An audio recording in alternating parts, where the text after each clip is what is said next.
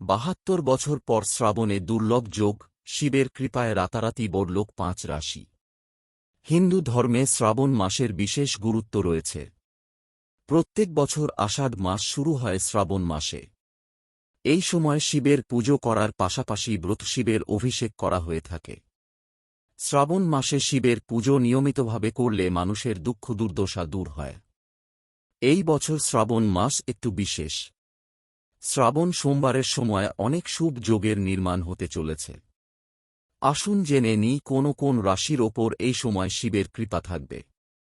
দুর্লভ সংযোগ হিন্দু পঞ্চাঙ্গ অনুসারে এই বছর শ্রাবণ মাস ২২ জুলাই থেকে শুরু হয়ে যাবে এবং চলবে ১-৯ অগাস্ট পর্যন্ত।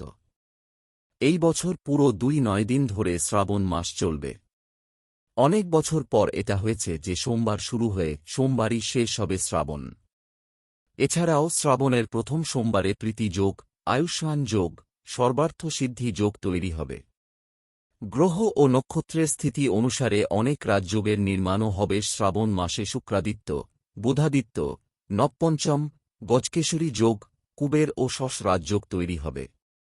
মেষ, বৃষ, মিথুন, কর্কট, সিংহ, কন্যা, তুলা, বৃশ্চিক, ধনু, মকর, কুম্ভ এবং মীন। মেষ রাশি, বৃষ, মিথুন, কর্কট।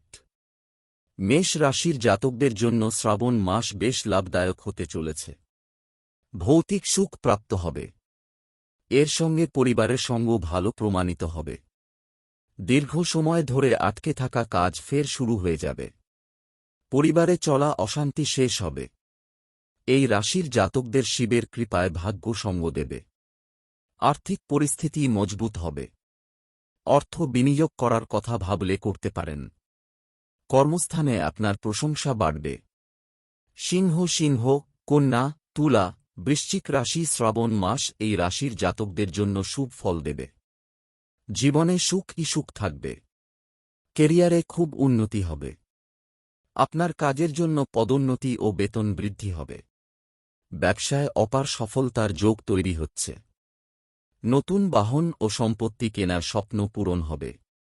ধনু, মকর, কুম্ভ এবং মীন রাশির জাতকদের ওপর ভগবান শিবের বিশেষ কৃপা রয়েছে।